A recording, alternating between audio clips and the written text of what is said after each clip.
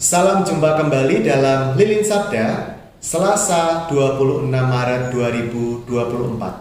Bacaan yang akan kita bahas adalah dari Injil Yohanes bab 13 ayat 21 sampai 30 yang berjudul Yesus memperingatkan Yudas, dilanjutkan dengan ayat 36 sampai 38 yang berjudul Yesus memperingatkan Petrus.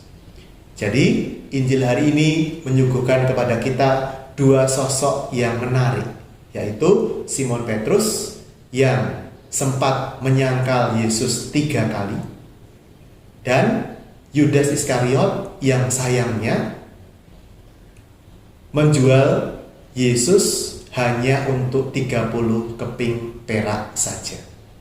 Jumlah yang sangat kecil dibandingkan dengan kasih pengorbanan yang sudah Yesus tunjukkan kepadanya.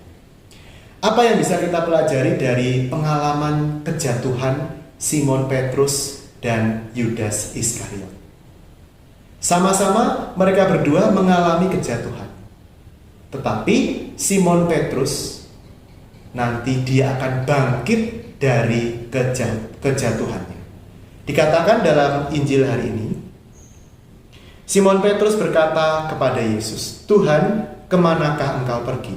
Jawab Yesus, "Ke tempat aku pergi, engkau tidak dapat mengikuti aku sekarang, tetapi kelak engkau akan mengikuti aku." Artinya apa? Kali ini Yesus sudah memprediksi bahwa beliau akan mengalami penyaliban, akan wafat. Petrus akan menyangkal dia 3 kali. Tetapi nanti setelah penyangkalan itu, Petrus bangkit. Untuk apa? Untuk menjadi martir.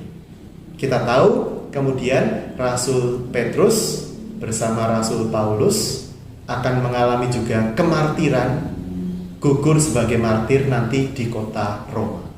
Jadi pada akhirnya Simon Petrus itu bangkit dari keterpurukannya. Sementara Yudas Iskariot, dia tidak pernah bangkit dari pengkhianatannya.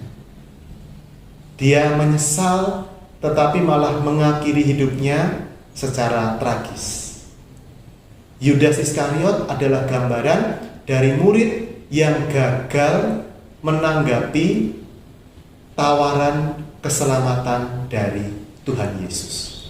Dia menutup pintu hatinya bahkan bagi kerahiman Tuhan Yesus. Oleh karena itu, saudara-saudari yang terkasih, mari kita menjelang Trihari Suci ini, kita merenungkan kejatuhan-kejatuhan kita.